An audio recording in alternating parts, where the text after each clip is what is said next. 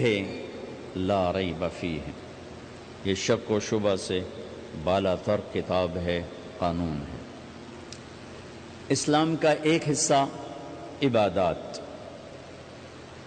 دوسرا حصہ معاشرت، اسلامی معاشرت اس نے ہمارے اندر جگہ نہیں بنائی۔ جو پٹھانوں کی معاشرت ہے وہ اسی پہ چلتے ہیں، جو پنجابیوں کی معاشرت ہے وہ اس پہ چلتے ہیں، جو سندھیوں کی ہے وہ اس پہ چلتے ہیں، جو بلوچوں کی ہے وہ اس پر چلتے ہیں۔ اسلام ہماری معاشرت بدل دیتا تو پوری دنیا کے انسانوں کے لیے اسلام میں آنا بہت آسان ہو جاتا، کیونکہ عبادات سے متاثر کوئی کوئی ہوتا ہے، اور معاشرت ایسی چیز ہے جو اس طرح کھینچتی ہے جیسے شہد مکھی کو کھینچتا ہے، اور جیسے روٹی بھوکے کو کھینچتی ہے، اور جیسے پانی پیاسے کو کھینچتا ہے۔ اسلامی معاشرت ایسی خوبصورت زندگی ہے کہ جو لوگوں کو کھینچتی ہے۔ شادی بھی معاشرت کا حصہ ہے۔ میرے نبی نے خود 11 شادیاں کی، 13 کی، 2 شادیاں نکاح ہوا اور طلاق دے دی، گھر نہیں بسایا، 11 گھر بسائے، 2 کا آپ کی زندگی میں انتقال ہو گیا، حضرت زینب بنت خزیمہ اور حضرت خدیجہ بنت خویلد رضی اللہ تعالی عنہما۔ 4 بیٹیوں کی شادی کی، 11 شادیاں خود کی، شوہر بن کے دکھایا، باپ بن کے دکھایا، سسر بن کے دکھایا کہ ہماری معاشرت جہاں ہمارا جوائنٹ فیملی سسٹم ہے، اگر ہم لوگ شریعت کو جانتے تو یہ بڑا خوبصورت نظام تھا، لیکن چونکہ ہم شریعت نہیں جانتے تو جوائنٹ فیملی سسٹم سے بہت بڑا ظلم وجود میں آ رہا ہے۔ یہ وہ ظلم ہے جو عدالتوں میں ڈسکس نہیں ہو رہا، جو پنچایتوں میں ڈسکس نہیں ہو رہا، یہ وہ ظلم ہے جو گھروں میں ہو رہا ہے، کیونکہ اپنی وہ حدود باؤنڈری لائن نہیں جانتے کہ میری باؤنڈری کہاں سے شروع ہوتی ہے اور کہاں جا کر ختم ہوتی ہے۔ ایک گھر کیسے چلنا چاہیے اس پر سینکڑوں آیات آئی ہیں۔ اتنی آیات نماز کے لیے نہیں آئیں جتنی ایک گھر کیسے چلنا چاہیے، جتنی اس کے لیے آیات آئیں۔ سورۃ النساء ساری گھر کی زندگی بتاتی، سورۃ المائدہ گھر کی زندگی بتا رہی، سورہ تحریم گھر کی زندگی بتا رہی، سورہ طلاق گھر کی زندگی بتا رہی، سورہ بقرہ میں گھر کی زندگی کی سینکڑوں آیات ہیں کہ ایک گھر کیسے چلنا چاہیے۔ چونکہ یہ نہ مولوی جانتا ہے، نہ جج جانتا ہے، نہ یہ اے سی بچہ جانتا ہے، نہ ڈاکٹر جانتا ہے، نہ دیہاتی جانتا ہے، نہ شہری جانتا ہے کہ گھر کیسے چلتا ہے۔ چونکہ یہ چیپٹر میں آپ کو کیا گلا دوں، ہمارے مدرسوں میں بھی نہیں پڑھایا جاتا۔ ہمارے مدرسے بھی زور دکھاتے ہیں جہاں کوئی اختلافی بات آ جائے، پھر انہوں نے ویکھن والے ہوندے زور کیویں لگدے۔ جہاں کوئی اخلاقی بات آ جائے تو استاد بھی ٹھنڈا ہوتا ہے، شاگرد بھی ٹھنڈے ہوتے ہیں۔ تو یہ چیپٹر تو پڑھائے نہیں جاتے، مدرسوں میں بھی نہیں پڑھائے جاتے، تو میں آپ سے کیا گلہ کروں؟ تو ہمارے مدرسے سے پڑھے ہوئے بچوں کو نہیں پتہ، ہمارے علماء کو نہیں پتہ کہ گھر کیسے چلتا ہے، کہ نبی کی وہ زندگی جو گھر میں تھی وہ کیسی تھی، یہ نہ پڑھی جاتی ہے نہ پڑھائی جاتی۔ 11 شادیاں شوق کی تھی، 11 شادیاں شوق کی تھیں۔ شوق ہوتا تو 25 سال کا خوبصورت جوان 40 سال کی عورت سے شادی کرتا، جن کے 2 شادیاں پہلے ہو چکی ہیں اور ہر شادی سے اولاد موجود ہے، اور آپ ایسے حسین ہیں کہ حضرت عائشہ فرماتی ہیں کہ یوسف علیہ السلام کو دیکھ کر عورتوں نے ہاتھ کاٹے تھے، میرے محبوب کو دیکھتی تو سینے چیر کے بیٹھ جاتے۔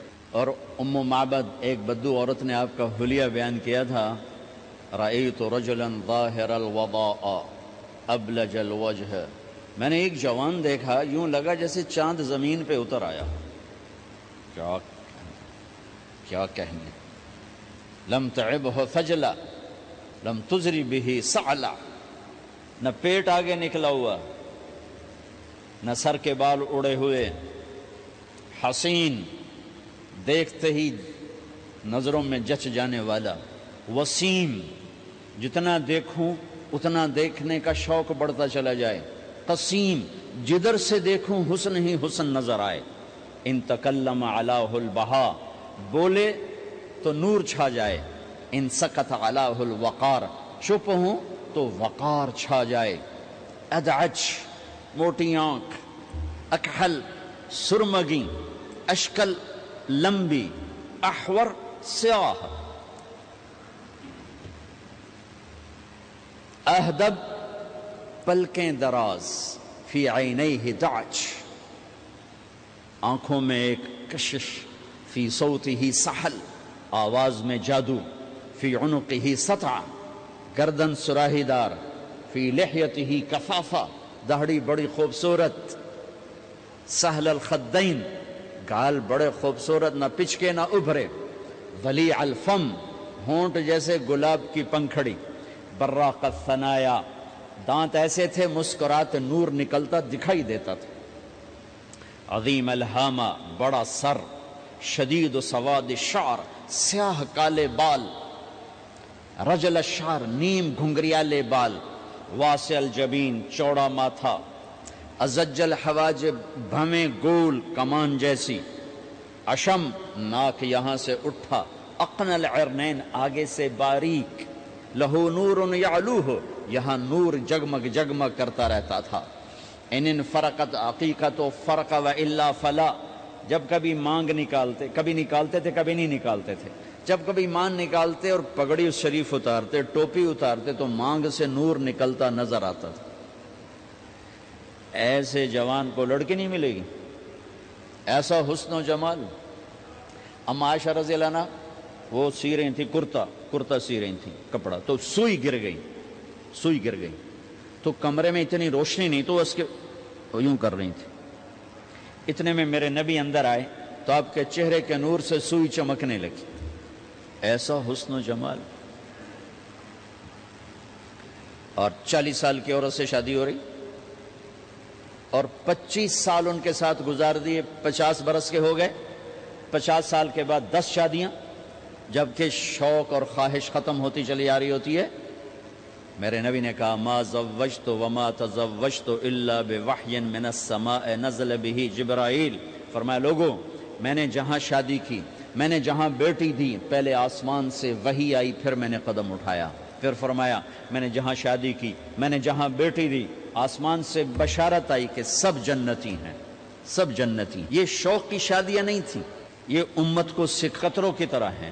نماز، روزہ، حج، زکوٰۃ کے احکام مختصر، 5 وقت نماز پھر چھٹی، سال میں 1 دفعہ زکوٰۃ پھر چھٹی، زندگی میں 1 دفعہ حج پھر چھٹی، لیکن 24 گھنٹے میرے ساتھ کوئی لگا ہوا ہے، میں کسی کے ساتھ لگا ہوا ہے، میرا کبھی روپ باپ کا ہے، کبھی خامد کا ہے، کبھی بھائی کا ہے، کبھی بیٹے کا ہے، کبھی سسر کا ہے، کبھی چاچے کا ہے، کبھی مخالف کا ہے، کبھی مسجد میں ہے، کبھی دکان پر ہے، کبھی جج کی کرسی ہے، کبھی اے سی کی کرسی ہے، کبھی قائد ہے، کبھی ماتحت ہے، کبھی افسر ہے، کبھی چپڑاسی ہے، میرے تو لاکھوں روپ ہیں، ہر روپ میں میرا اللہ کیا چاہتا ہے، بارش کے قطروں کی طرح احکام ہیں ہماری طرف۔ اس میں سے ایک یہ مجلس ہے شادی کی کہ ایک لڑکا اور لڑکی کیسے زندگی گزارے، یہ سمجھانے کے لیے، خامد اور بیوی کیسے زندگی گزاریں یہ سمجھانے کے لیے میرے نبی نے 11 شادیاں کی، اور اپنی عرب کی معاشرت کو توڑ کر اپنی معاشرت ان پر نافذ فرمائی اور اپنی خوبصورت زندگی ان تک پہنچائی۔ عرب میں عورت کو ذلیل سمجھا جاتا تھا، اب بھی کوئی خاص عزت کوئی نہیں ہے، تو میرے نبی نے فرمایا خیرکم خیرکم لأہل، سب سے بہترین مسلمان وہ ہے جو بیوی سے اچھا سلوک کرتا ہو، وما انا خیر لأہلی، اور تم سب میں میرا سلوک اپنی بیویوں کے ساتھ سب سے اچھا ہے، سب سے اچھا ہے۔ آپ مجلس میں تشریف فرما ہیں، تنہا نہیں بیٹھے ہوئے، لوگ بیٹھے ہوئے ہیں۔ ایک صحابی پوچھتے ہیں یا رسول اللہ آپ کو سب سے زیادہ کس سے محبت، آپ کو سب سے زیادہ کس سے محبت؟ سبحان اللہ، کیا زندگی سمجھائی ہے میرے نبی نے۔ بھائیو کچھ سیرت پڑھا کرو اللہ کے واسطے، صرف اخبار دے مگر ہی نہ لگے رہا کرو، میرے نبی کی زندگی کچھ پڑھا کرو، صحابہ کی زندگی پڑھا کرو، صحابیات کی زندگی پڑھا کرو۔ میرے نبی سے مسجد میں الگ نہیں، اکیلے نہیں، مسجد میں لوگوں کے سامنے ایک شخص پوچھتے ہیں یا رسول اللہ آپ کو سب سے زیادہ کس سے محبت ہے؟ آپ نے کہا عائشہ سے۔ ہمارے ماحول میں کوئی یہ کہہ سکتا ہے مجھے اپنی بیوی سے سب سے زیادہ پیار ہے؟ اس سے ویلے انہاں فتویٰ لا بے ران مرید آ گیا انہیں آئے ویکھو بھائی زان مرید آ گیا جے۔ جس سے سب سے زیادہ محبت کرنی تھی اسی کو سب سے زیادہ ذلیل کرتے ہیں۔ دیکھو سب سے اہم رشتہ، میری بات غور سے سننا چونکہ ہمارا معاشرہ اس کو شاید ہضم نہ کر سکے تو آپ بھی نہیں کر سکیں گے، سب سے اہم رشتہ خامد اور بیوی ہے۔ سب سے مقدس رشتہ ماں باپ، سب سے مقدس رشتہ ماں باپ، لیکن سب سے بنیادی رشتہ خامد اور بیوی ہے۔ اللہ نے پہلا رشتہ جو دھرتی پہ قائم کیا وہ ایز اے ماں باپ نہیں، ایز اے خامد اور بیوی۔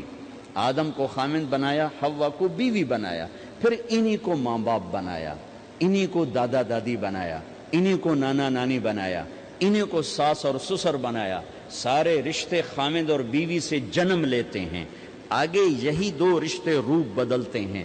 خامد اور بیوی کا رشتہ سب سے بنیادی ہے، سب سے اہم ہے، سب سے بڑا ہے، اور سب سے پہلا ہے اور سب سے آخری ہے۔ پہلا رشتہ بھی خامد اور بیوی کا قائم ہوا، اور دنیا میں بھی آخری رشتہ خامد بیوی رہ جاتا ہے۔ پتران دی شادی ہو گئی، دھیاں دی بھی شادی ہو گئی، بڈھا بڈھی کلے بیٹھے۔ ہمارے دیس کی کہانی کیا میرے گھر کی کہانی؟ میں تبلیغ میں، میرا چھوٹا بھائی لاہور میں، بہنیں اپنے گھر، ماں پیو کلے بیٹھے ہوئے، ہمارے پاس آنے کے لیے تیار نہیں، اپنی جگہ چھوڑنے کے لیے تیار نہیں۔ پھر باپ فوت ہو گئے تو ہم نے منتیں کر لیں اپنی ماں کی کہ میں فیصل آباد میں رہتا ہوں، میرا بھائی لاہور میں ہوتا ہے، کہ ساڑھے کو لا جاؤ نہ پتر، میں توڑے پیو دی جا نہیں چھڑنی۔ نہیں آئے ہمارے پاس، تنہا زندگی گزار دی۔ ہم تو آئے مہمانوں کی طرح آئے اور چلے گئے، تنہا زندگی گزار دی۔ تو پہلا رشتہ خامد اور بیوی، آدم اور حوا۔ پھر دنیا میں بھی اگر زندگی ہے، پہلے مر جائیں تو الگ بات ہے، اگر زندگی ہے تو پھر آخری رشتہ خامد اور بیوی، اور جنت میں جا کے ہمیشہ کا رشتہ خامد اور بیوی۔ ہر آدمی اپنی بیوی کے ساتھ اور ہر عورت اپنے خامد کے ساتھ جنت میں جوڑا جوڑا ہوں گے۔ بچے اپنی جنت میں، ماں باپ اپنی جنت میں، ساس سسر اپنی جنت میں، بھائی بہن اپنی جنت میں۔ جنت میں بھی خامد اور بیوی کا اللہ نے ساتھ بنایا ہے۔ یہ رشتہ سب سے اہم رشتہ ہے۔ اس رشتے کو باقی رکھنے کے لیے اللہ تعالیٰ نے سینکڑوں آیات اتاری، اور اس میں دخل اندازی کے لیے کوئی راستہ نہیں چھوڑا، اولاد کو بھی نہیں چھوڑا کہ خامد اور بیوی کے رشتے کو۔ بعض بیویاں ایسی نادان ہوتی ہیں کہ اولاد کی محبت میں خامد کو ڈیگریڈ کرتی ہیں، بعض خامد ایسے نادان ہوتے ہیں اپنے ماں باپ کے احترام میں بیوی کو ذلیل کرتے ہیں، اپنے بہن بھائیوں کی سن سن کر اپنی بیوی کو مارتے پیٹتے ذلیل کرتے ہیں۔ یہ ہر گھر کی کہانی ہے۔ ان دونوں سے میرے اللہ نے روکا ہے۔ خامد اپنی بیوی کو سب سے زیادہ عزت دے، بیوی اپنے خامد کو سب سے زیادہ عزت دے۔ حقوق میں سب سے بڑا حق اب خامد اور بیوی کا ایک دوسرے کے ساتھ جوڑا گیا ہے کہ ان سے نسل چلنی ہے، ان سے نسل چلنی ہے۔ آپ حیران ہوں گے، بیوی کے ذمہ خامد کی روٹی پکانا شریعت نے نہیں لگایا، تو خامد کے ماں پیو کی روٹی کیسے ذمہ ہوگی؟ خامد کے بہن بھائیوں کی روٹی کیسے ذمہ ہوگی؟ کتنی بہنوں نے گھر اجاڑ دیے بھائیوں کے، کتنے ساس سسر نے اپنے بیٹے کے گھر اجاڑ دیے۔ یہ چاروں طرف پھیلی ہوئی کہانیاں بتا رہا ہوں، کوئی خواب نہیں سنا رہا ہوں، کوئی باہر کی زندگی نہیں بتا رہا ہوں کہ جوائنٹ فیملی سسٹم بہت اچھا ہے اگر شریعت کا پتہ ہو، اور بہت برا ہے اگر شریعت کا پتہ نہ ہو۔ چڑا چڑی بھی اکٹھے ہوتے ہیں تو گھونسلہ الگ بناتے ہیں کہ ساس سورا کے دائیں سرتے نہ آ پاوے۔ ہمارے دوست ہیں مار ظفر حراج، میں تو ان کی بات سن کے حیران ہو گیا، کوئی دین کا پتہ کوئی نہیں، شریعت کا پتہ کوئی نہیں، بہت شریف آدمی، ہمارے قریب پڑوسی ذمہ دار ہیں۔ تو ان کے بیٹے کا نکاح پڑھانے میں گیا، جیسے ابھی عزیز کا نکاح پڑھانا، ان کے بیٹے کا نکاح تھا۔ تو ابھی مہمان نہیں آئے تھے تو ہم ایسے بیٹھے تھے، تو مجھ سے کہنے لگے مولانا صاحب میری بیگم میں نے آکھیا کہ گل سن آپ ہن ہنڈ گئے ہیں، ان کر میرے پوتر دا گھر وکھرا بنا۔ او نوے اساں کہے دی دھی لائے تے آئیے تو مڑ اساں اودے تے سر تے بیٹھے ہوئیے، پہلے میرے پوتر دا گھر وکھرا بنا، او دی ڈولی وکھری لایا تو مڑ میں شادی کرساں پتر دی۔ چلو وہ تو طاقت رکھتے تھے انہوں نے الگ گھر بنایا. شریعت نے یہ عورت آنے والی لڑکی کا حق رکھا ہے کہ اگر خاوند کے پاس طاقت ہے تو اس کو الگ گھر دے. اگر وہ ڈیمانڈ کرے کہ آپ مجھے الگ گھر لے کر دیں تو یہ ماں باپ کی نافرمانی نہیں, یہ حق تلفی نہیں, اس آنے والی کا حق ہے کہ اس نے تیری نسل کو سنبھالنا ہے. اگر یہ ساس کے بھی سنیں, سسر کے بھی سنیں, نندوں کے بھی سنیں, دیور کے بھی سنیں, پھر تیری بھی سنیں, تو یہ تو پاگل ہے, یہ بچے کہاں سے پالے گی؟ یہ بچوں کی تربیت کب کرے؟ یہ تو دن کو روئے گی کہ سس ہے آکھے, رات کو روئے گی سو رہے آکھے, اگلے دن آکھے گی مینو تو تیری بہن ہے آکھے ہے. تو اس کو تو بچے پالنے کا وقت نہیں. ہماری نسل کیوں برباد ہو گئی کہ ماؤں نے اپنی ڈیوٹی چھوڑ دی ہے. 3 سال کا بچہ سکول میں ڈال رہے ہیں, لے بلا سکول والوں کیڑی فکر ہے, انہوں نے پیسے لے کے انہوں کھڈاونا. میرے نبی نے کہا 7 سال تک تو نماز بھی نہ کہو, گلے سے لگا کے رکھو. 7 سال تک نماز بھی نہ کہو, بس اس کو قریب کرو قریب کرو قریب کرو. 10 سال میں جا کے نماز کہو. 3 سال کے بچے کو ڈالتے ہیں اسکولوں میں, اس کے لاشعور میں ماں باپ سے نفرت پیدا ہو جاتی ہے. یہ میری اب بیتی ہے. اللہ نے مجھے تبلیغ میں لگا دیا تو شریعت پڑھنے کے بعد اللہ نے میرا سر جھکا دیا, ورنہ میں تو بالکل باغی ہوتا. تو میرے نبی فرما رہے ہیں 7 سال تک نماز بھی نہ کہو, بس سینے سے لگا کے رکھو تاکہ تمہاری صفات منتقل ہوں اور تمہاری محبت ان کے اندر منتقل ہو.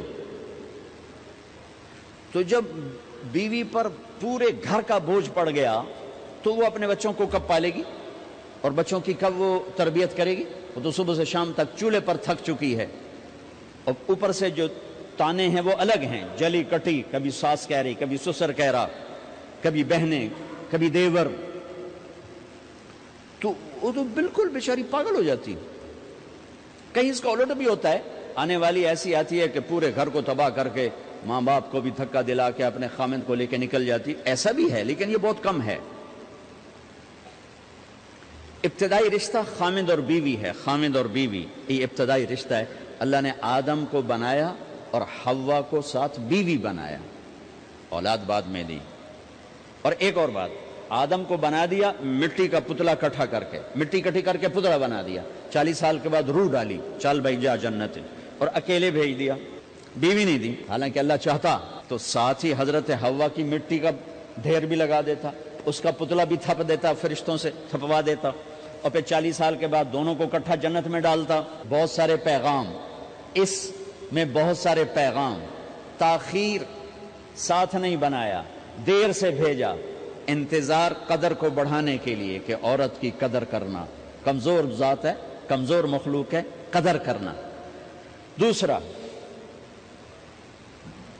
پہلے دن پتلا نہیں بنایا کہ ننگا پڑا ہو.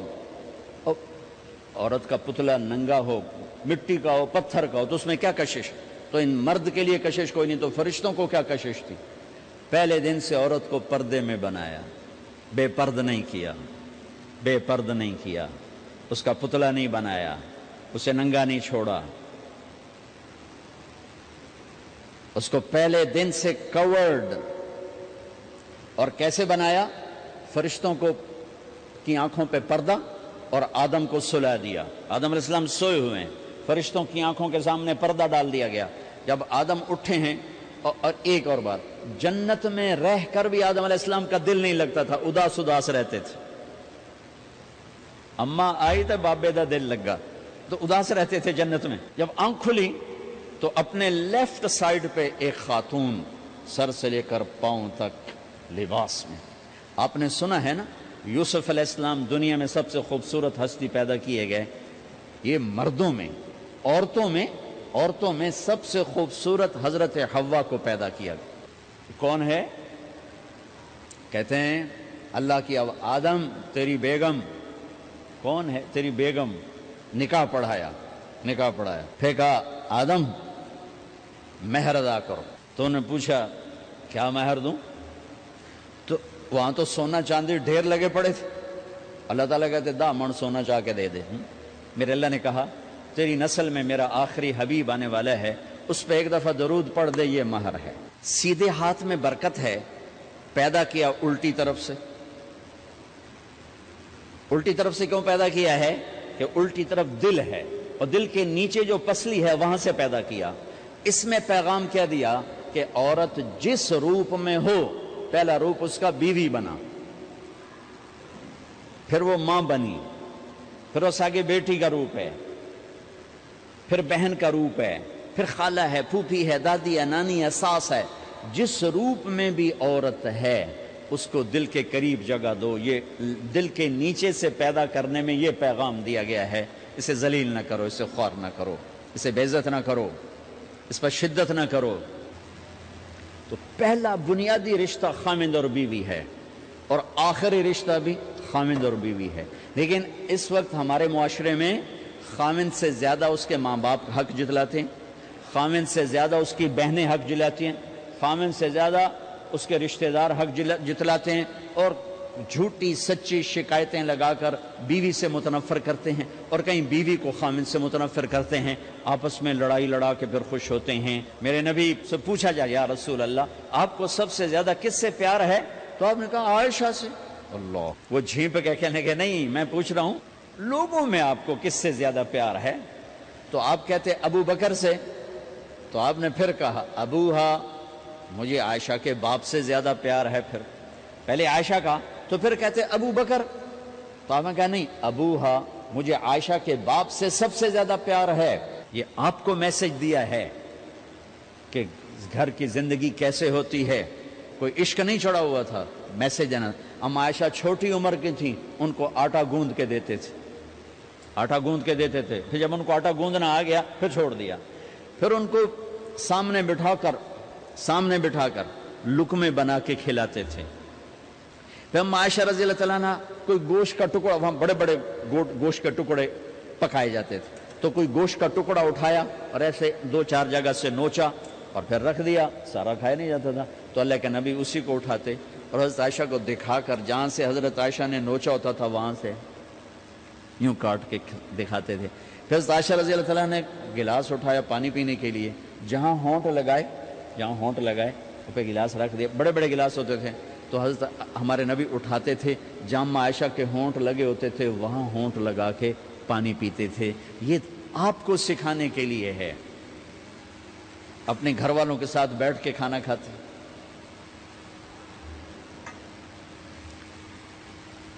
یہ میرے نبی کی معاشرت ہے، یہ میرے نبی کی زندگی۔ گھر میں جھاڑو دیتے، اپنے کپڑے خود دھوتے، کوئی چیزیں بکھری پڑی ہوتی تو بیوی کو نہیں ڈانٹتے، خود اٹھ کے سیٹ کر کے رکھ دیتے، گھر والوں کے ساتھ مل کر برتن دھوتے، صفائی کرتے، گھر والوں کے ساتھ مل کر۔ یہ میرے نبی کی ایک خوبصورت زندگی ہے۔ بھائیو بہنوں، ہم بھلا چکے ہیں بیوی کے لیے خامند کو سب سے بڑا حقدار۔ بعض لڑکیاں ایسی نادانی کرتی ہیں کہ شادی کے بعد بھی اپنے ماں باپ کی آنکھ کو دیکھ کے چلتی ہیں۔ شادی کے بعد سب سے بڑا حق خامند کا ہے، شادی کے بعد سب سے بڑا حق خامند کا ہے۔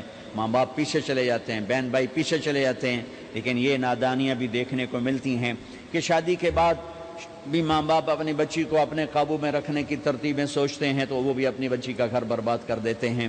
میرے نبی سے پوچھا گیا یا رسول اللہ عورت پر سب سے زیادہ کس کا حق ہے؟ تو آپ نے فرمایا اس کے خامند۔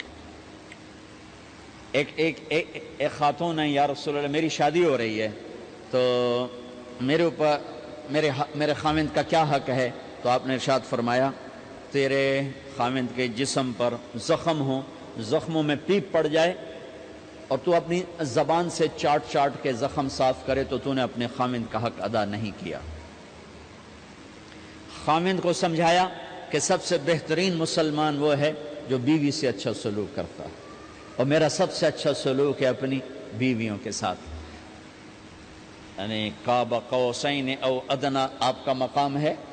اللہ پاک کا دیدار اپنی آنکھوں سے کیا ہوا ہے، اور آپ ہمیں معاشرت سکھا رہے ہیں کہ ایک جہاد کے سفر سے واپس آ رہے ہیں، اما عائشہ ساتھ ہیں، تو آپ نے صحابہ سے کہا بھئی آگے چلے جاؤ، وہ سارے آگے چلے گئے۔ جب سارے نظروں سے غائب ہو گئے تو آپ نے کہا عائشہ دوڑ لگاؤ گی میرے ساتھ؟ عائشہ نے نہیں کہا، میرے نبی نے کہا دوڑ لگاؤ گی؟ آج کل کا کوئی علامہ بھی یہ نہیں کرے گا۔ عائشہ دوڑ لگاؤ گی میرے ساتھ؟ کہا جی لگاؤں گی۔ تو دوڑ لگائی تو عائشہ فرماتی ہے میں آگے نکل گئی، اللہ کے نبی پیچھے رہ گئے، چاہے آپ جان بوجھ کے آستہ ہوئے ہوں ان کی دل جوئی کے لیے۔ کچھ سال گزر گئے، پھر جہاد کے سفر سے واپسی ہو رہی ہے تو آپ نے صحابہ سے کہا بھائی آگے چلے جاؤ، تو سارے آگے چلے گئے، غائب ہو گئے۔ عائشہ دوڑ لگائیں؟ کہا جی لگائیں۔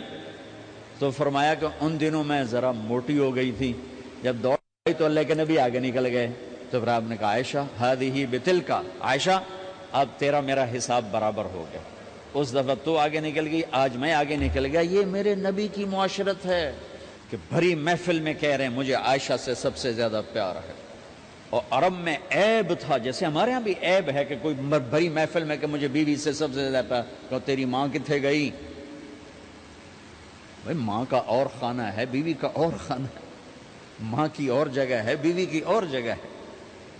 تو میں آپ سب سے کہتا ہوں ماں باپ کی وجہ سے بیویوں پہ زیادتی نہ کرو، بیوی کی وجہ سے ماں باپ پہ زیادتی نہ کرو۔ بڑے ہو تو بڑے بنو۔ ہمارے نبی تو آپ سسر بھی ہیں نا، آپ نے 4 بیٹیوں کی شادیاں کی، 2 تو ایک ہی کو دے دی عثمان کو، رقیہ اور ام کلثوم رضی اللہ تعالیٰ عنہما حضرت عثمان کے نکاح میں، ابو العاص رضی اللہ تعالیٰ عنہ کو زینب، اور سب سے پیاری محبوب بیٹی حضرت علی رضی اللہ تعالیٰ عنہ۔ باقی 3 نکاح بڑے سادہ کیے، حضرت فاطمہ کا نکاح بڑے دھوم دھام سے کیا۔ ان کا رشتہ لے کر صدیق آئے، یا رسول اللہ میں خواہش مند ہوں، آپ چپ رہے۔ پھر حضرت عمر بعد میں گئے، یا رسول اللہ میں خواہش مند ہوں، آپ چپ رہے۔ تو عبد الرحمن بن عوف رضی اللہ تعالیٰ نے حضرت علی سے کہا علی تو جا، تجھے دے دیں گے۔ وہ کہنے لگے میں تو بہت غریب ہوں، مجھے کہاں دیں گے؟ حضرت علی کا ذاتی گھر بھی نہیں تھا، کسی سے ایک کوٹھا مانگ کے اس میں رہ رہے تھے مدینہ میں۔ کہا نہیں تو جا جا۔ تو یہ مسجد میں پہنچے، اللہ کے نبی کو دیکھا تو ایسا روب طاری ہوا کہ بولے ہی کچھ نہیں۔ اللہ کے نبی کو تو پتہ ہے کہ کیا ہے اور کس لیے ہے۔ تو آپ نے کہا علی کیسے آئے؟ چپ۔ کہا لگتا ہے فاطمہ کے رشتے کے لیے آئے ہو؟ کہا جی ہاں۔ تو آپ نے کہا انشاءاللہ، اتنا کہا انشاءاللہ، اور چپ ہو گئے۔ تو حضرت علی چپ کر کے اٹھ کے باہر آ گئے، صحابہ باہر کھڑے ہوئے تھے۔ تو کہنے لگے یار دیکھا نا، میں تمہیں پہلے ہی کہتا تھا مجھے نہ بھیجو، انکار ہو گیا، بولے ہی کچھ نہیں۔ تو حضرت عبد الرحمن بن عوف کہنے لگے جنہوں نے بھیجا تھا وہ کچھ تو کہا ہوگا، کہ بس انشاءاللہ کہا تو اللہ کے بندے ہاں ہو گئی، نبی کی انشاءاللہ ہاں ہوتی ہے، یہ ہاں کیوں نہیں کی؟ سبحان اللہ، اللہ اکبر، یہ ہاں کیوں نہیں کی؟ گھر گئے، فاطمہ علی کا رشتہ آیا ہے کر دوں، اس لیے ہاں نہیں کی۔ ہم تو بیٹیوں سے پوچھتے ہی نہیں، عیب سمجھتے ہیں بیٹیوں سے پوچھنا، جی میں گاں نو بن چھڑیا قلعے نال، ایویں اسی دیاں نو بن چھڑنے قلعے نال۔ مجھے ایک اپنی مطلب برادری لیول کے ایک خاتون کا فون آیا کہ مولانا پڑھایا مجھے لاہور میں اچھے کالجوں میں، اور میری منگنی کرتے وقت مجھ سے پوچھا ہی نہیں، اور ایک شرابی سے منگنی کر کے مجھے اطلاع دی سی تیری منگنی کر چھڑی ہے، فلانی تاریخ نو تیرا نکاح بھی ہونا ہے۔ مجھے آج تک گلہ ہے، پوچھ لیتے، اگر نہیں پوچھا تھا چلو میں انہاں ساڑھے پنجاب وچ کوئی نہیں پوچھ دے، گاں موج دی طرح ٹور چھڑ دین، تو چلو اتنا تو ویکھ لیندے بھی کم از کم شراب تا نہ پیندا۔ ایک شرابی نال میرا نکاح کر چھڑ، ساری زندگی اڈیاں رگڑ رگڑ میری گزر گئی۔ علی جیسا رشتہ آیا ہو تو اوپر سے حکم بھی آ چکا ہو کہ علی کو ہی دینا ہے، تو پھر آپ فاطمہ سے پوچھیں فاطمہ تیرا رشتہ آیا ہے علی کا کر دوں؟ حضرت فاطمہ نے ہاں کی تو پھر مسجد تشریف لائے۔ یہ آپ کو معاشرت سکھائی جا رہی کہ بیٹیوں سے بھی پوچھو، زندگی انہوں نے گزارنی ہے، تم نے تو نہیں گزارنی۔ بس میری غیرت دا سوال ہے، میں اتنا ہی کرنا نہیں تو بیٹھی رہے۔ میری اپنی فیملی میں اتنی عورتیں بوڑھی ہو کے قبروں میں چلی گئیں، بس اتنا ہی کرنا نہیں کرنا تو بیٹھی رہے، وہ بیٹھی رہ گئیں۔ یہ ظلم و ستم ہے جو تمہاری عدالت میں بھی نہیں آتا، کوئی کیس بھی نہیں ہوتا، لیکن اللہ کی عدالت میں کیس درج ہو چکا ہے کہ میرے نبی نے علی جیسے داماد کے لیے بھی پہلے پوچھا، حالانکہ اشارہ ہو چکا ہے۔ ابھی بتاتا ہوں میں۔ فاطمہ بیٹی علی کا رشتہ ہے کر دوں؟ انہوں نے کہا کر دیں، پھر کہا بلاؤ۔ پھر علی آئے، کہا علی جمع کرو لوگوں کو، مسجد ساری بھر گئی۔ تو آپ ممبر پر تشریف فرما ہوئے، حضرت علی کو ایسے سامنے بٹھایا، کہ لوگوں مجھے جبریل اللہ کی طرف سے پیغام دینے آئے ہیں کہ میں اپنی بیٹی فاطمہ کا نکاح علی کے ساتھ کر دوں۔ آسمان سے وحی بھی آئی ہو اور پھر بھی پوچھا جائے یہ میرے نبی کی معاشرت ہے، ہم تو پوچھنا عیب سمجھتے اور اسے ذلت سمجھتے ہیں۔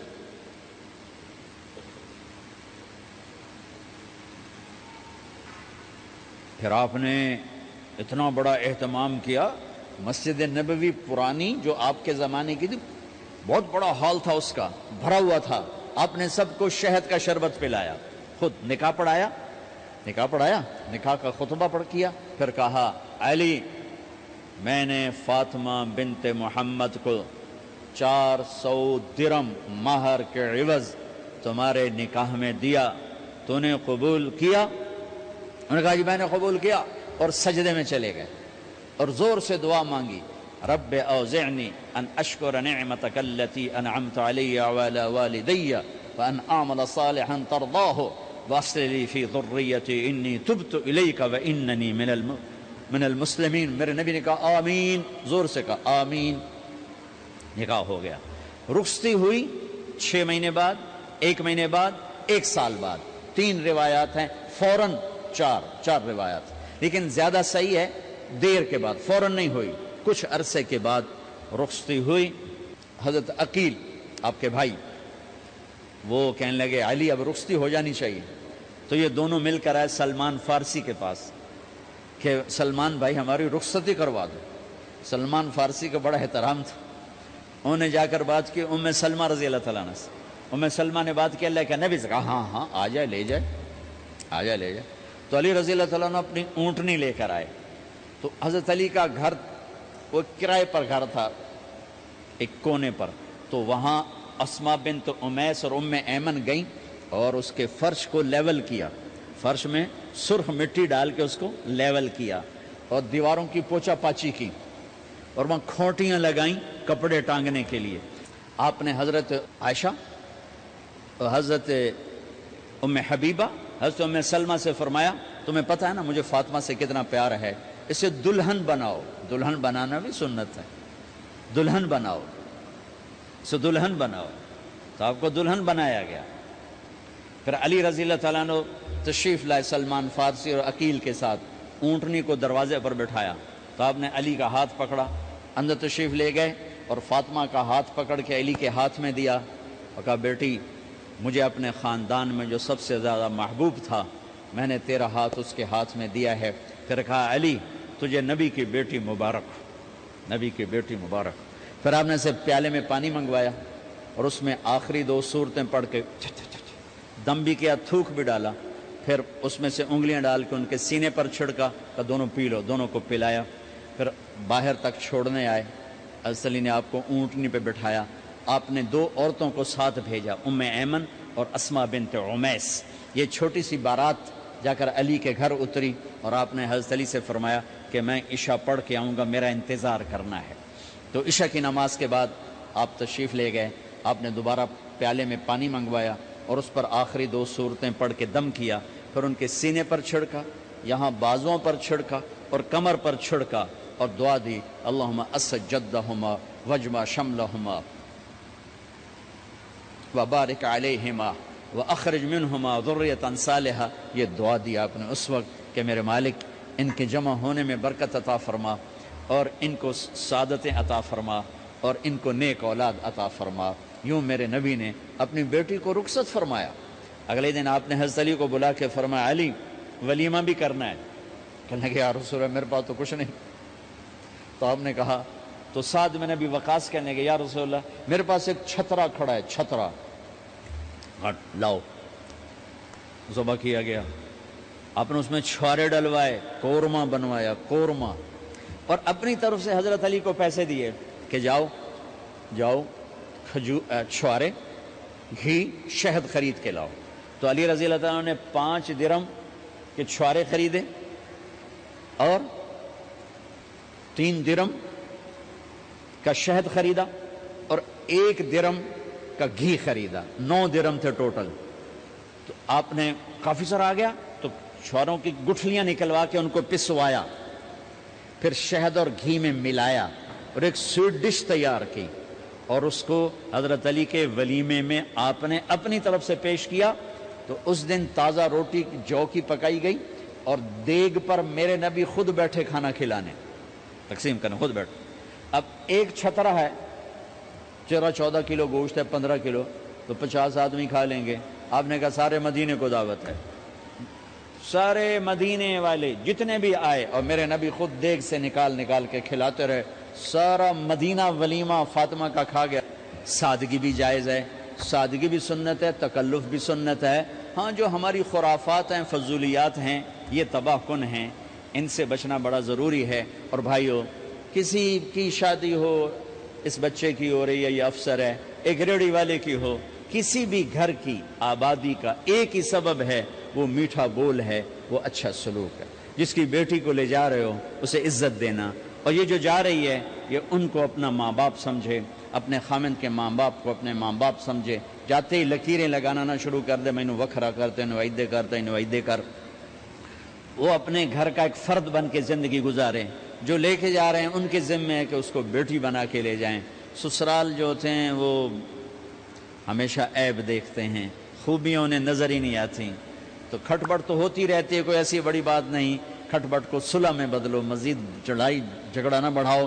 میرے نبی حضرت فاطمہ کے گھر آئے، دیکھا تو آپ اداس بیٹھی. آپ نے کہا فاطمہ بیٹی کیا ہوا؟ کہ میرا اور علی کا جھگڑا ہو گیا. اچھا. خود گئے بیٹی کے باپ ہو کر، دیکھا تو حضرت علی مسجد میں سوئے ہوئے تھے. آپ نے ان کو اٹھایا، کہا یا ابا تراب قم، آپ کو یہ ٹائٹل یہاں ملا، اے ابو تراب. فرمایا کرتے تھے کل کائنات ملتی تو اتنی خوشی نہ ہوتی جتنا اس ٹائٹل کی خوشی ہے. ابو تراب کہنے کا کیا مطلب تھا؟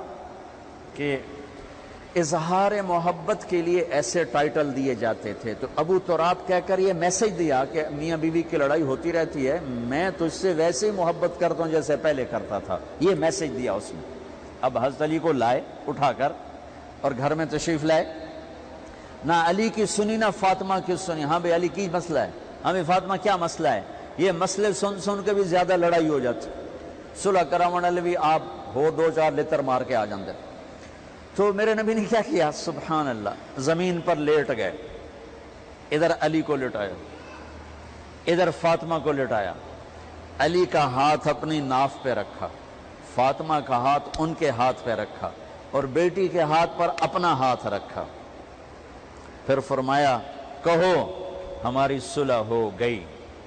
علی کہو، فاطمہ کہو. دونوں نے کہا ہماری صلح ہو گئی.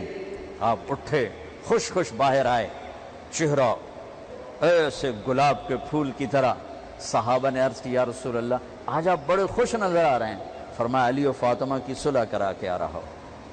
تو کھٹ بٹ ہو جانا تو کوئی بڑی بات نہیں ہے، مطلب یہ وہ گھر ہے، میں اس گھر کی کیا تعریف کر سکتا ہوں. تو میں آگے کا ایک قول سنا دیتا ہوں ابن عباس کا، کہ جنت میں نور کی چمک اٹھے گی.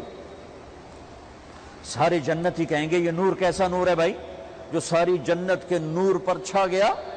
تو فرشتے بتائیں گے کہ او جنت الفردوس میں علی و فاطمہ بیٹھے ہیں، کسی بات پہ ہنسے ہیں، ان کے دانتوں سے جو نور نکلا ہے اس نے جنت کو روشن کر دیا. لیکن کھٹ پٹ یہاں بھی ہو گئی. ان سے بڑا گھر میرے نبی کا ہے، وہاں بھی کھٹ پٹ. ایک دفعہ آپ نے حضرت عائشہ سے کہا مجھے پتہ لگ جاتا ہے جب تو مجھ پہ ناراض ہوتی ہے، مجھے پتہ چل جاتا ہے. انہوں نے عرض کی یا رسول اللہ آپ کو کیسے پتہ چلتا ہے؟ کہ جب تو مجھ پہ ناراض ہوتی ہے نا تو قسم اٹھاتے ہوئے کہتی ہے ابراہیم کے رب کی قسم، اور جب مجھ پہ راضی ہوتی ہے تو پھر تو قسم اٹھاتے ہوئے کہتی ہے محمد کے رب کی قسم.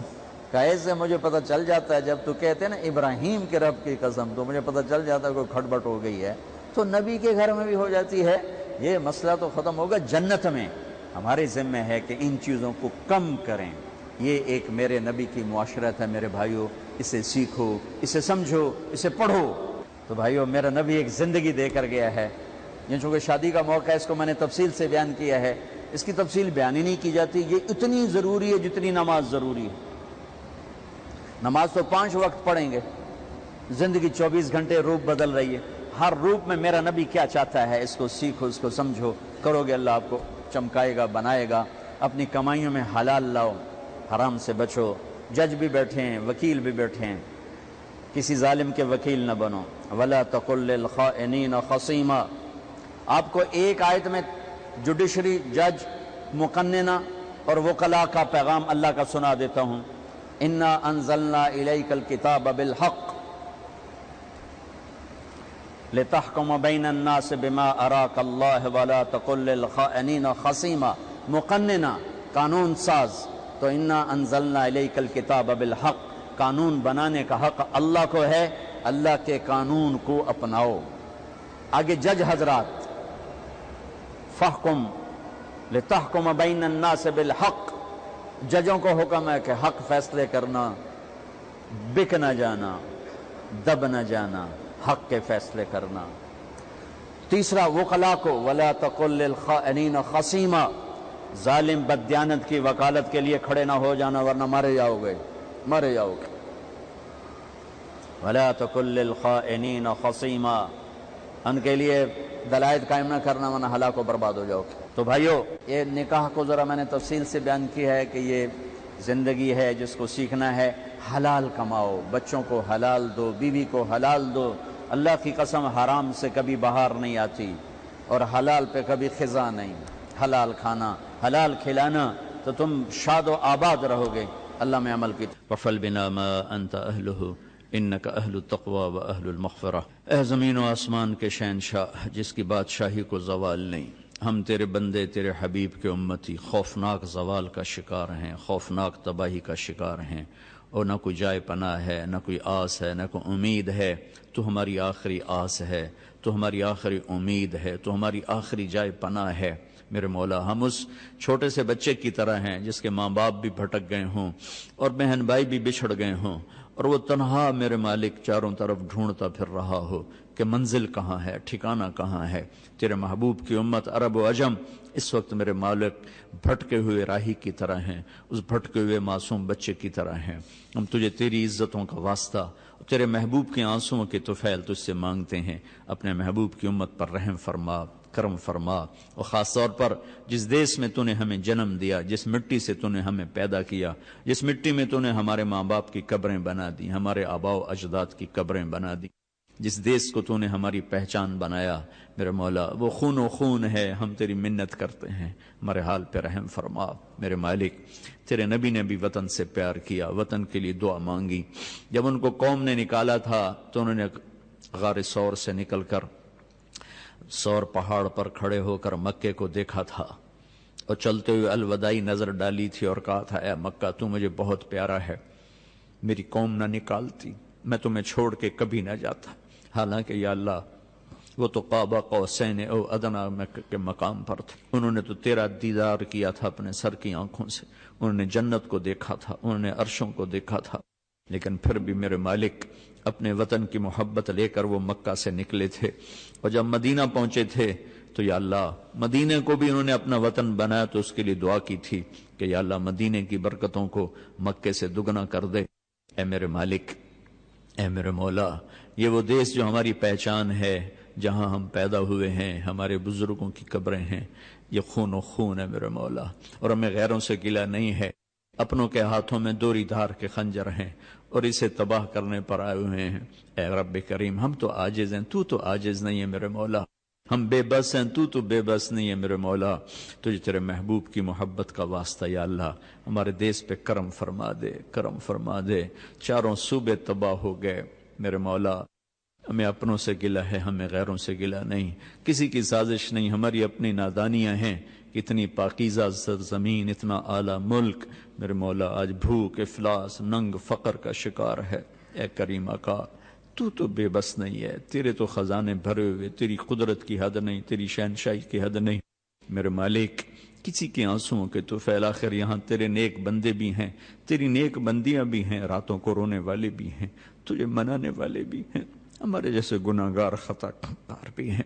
اے میرے مولا، کسی کے رونے، کسی کی ہائے کو، کسی کے رونے کو، کسی کے آنسو کو پسند فرما کر پورے دیس پر آئی ہوئی اس کالی رات کو ختم فرما دے. اے میرے مالک، اے میرے مالک، تیری آس ضرور ہے، نہ تجھ سے آس ٹوٹ سکتی ہے، نہ توڑیں گے. تو ہماری آخری آس ہے، ہماری آخری جائے پناہ ہے. ہمارے دیس پر کرم فرما دے، رحم فرما دے، کرم فرما دے، رحم فرما دے۔ اے مالک الملک، تیری طاقت کو زوال نہیں، ہم زوال دیکھ رہے ہیں، تیری قوت کو زوال نہیں، ہم زوال دیکھ رہے ہیں۔ تیری طاقت بے انتہا ہے، ہم اپنے آپ کو پراگندہ دیکھ رہے ہیں، منتشر دیکھ رہے ہیں۔ یا اللہ، ماؤں کی فریادیں ہیں، باپ کی فریادیں ہیں، معصوم بچیوں کی فریادیں ہیں، ظالم کا غرانہ ہے۔ اے میرے مالک، تو ہر زمانے کے فرعونوں کو پکڑتا آیا، اب ہمارے فرعونوں کو بھی پکڑ لے یا اللہ۔ ان کو تو نے بہت مہلت دے دی، توبہ کرنے کا وقت بھی دیا، نہ انہوں نے توبہ کی، نہ انہوں نے تیری مہلت سے فائدہ اٹھایا، بلکہ اپنے تکبر میں اور بڑھ گئے، اپنے ظلم میں اور بڑھ گئے۔ اے کریم مالک، اب تو دکھا دینا کہ شہنشاہی تیری ہے، تو دکھا دینا کہ بادشاہی تیری ہے، تو دکھا دینا کہ فیصلے تیرے چلتے ہیں، تو دکھا دینا میرے مولا کہ حکومت تیری ہے، طاقت تیرے ہاتھ میں۔ ان القوت للہ کا ہمیں منظر دکھا دے، ان العزت للہ کا ہمیں منظر دکھا دے، للہ الامر من قبل و من بعد کا ہمیں منظر دکھا دے۔ اور جو تیری دھرتی کو ظلم و ستم سے بھر رہے ہیں اور ہمارا مذاق اڑاتے ہیں کہ بلاؤ اپنے خدا کو، اے میرے رب ہم تجھے بلاتے پھر رہے ہیں، آجا تو، آجا میرے مالک تو، آجا۔ ہمارے سب بے بس ہو چکے ہیں، تو طاقتور ہے، با اختیار ہے، با اقتدار ہے۔ اے کریم شہنشاہ، ہم بے بس ہیں، تو بے بس نہیں ہے۔ تیرے نبی کی بات کا واسطہ دیتا ہوں، انہوں نے ایک بڑھیا کی ہمیں کہانی سنائی تھی، بنی اسرائیل کی بڑھیا کا جھونپڑا تھا بادشاہ کے محل کے سامنے۔ بڑھیا گھر پر نہیں تھی، بادشاہ نے جھونپڑا گرا دیا، اس کو پسند نہیں آیا محل کے سامنے۔ بڑھیا واپس آئی تو جھونپڑا گرا ہوا تھا، اس نے پوچھا میرا گھر کس نے گرایا؟ لوگوں نے کہا بادشاہ نے گرایا۔ تو اس نے ہاتھ اٹھا کر تجھے کہا تھا میرے رب میں موجود نہیں تھی، تو موجود تھا، تو تیری غیرت کو جوش آیا، تو نے بادشاہ کو محل سمیت زمین میں دھنسا دیا تھا۔ اسی بڑھیا کی فریاد کا واسطہ میرے مالک، ہم بے بس ہیں، تو بے بس نہیں ہے، ہم لاچار ہیں، تو لاچار نہیں ہے۔ یا اللہ تو ان ظالموں کو بھی ہدایت دے دے، اگر نہیں ہے مقدر میں تو اب ان کی گردنوں پہ ہاتھ ڈال دے۔ یا اللہ، ان مظلوموں کی آنکھوں کے طفیل، ان عزتوں کے طفیل جو تار تار ہو گئی، اس عزت کی چادر کی طفیل جو ٹکڑے ٹکڑے ہو گئی، اے میرے مالک، ان بے بسوں کی طفیل جن کے آنسو آنکھوں میں ابلتے ہیں اور آنکھوں میں خشک ہو جاتے ہیں، کوئی پوچھنے والا کوئی نہیں، ان معصوم بچوں کی طفیل جو ماں کی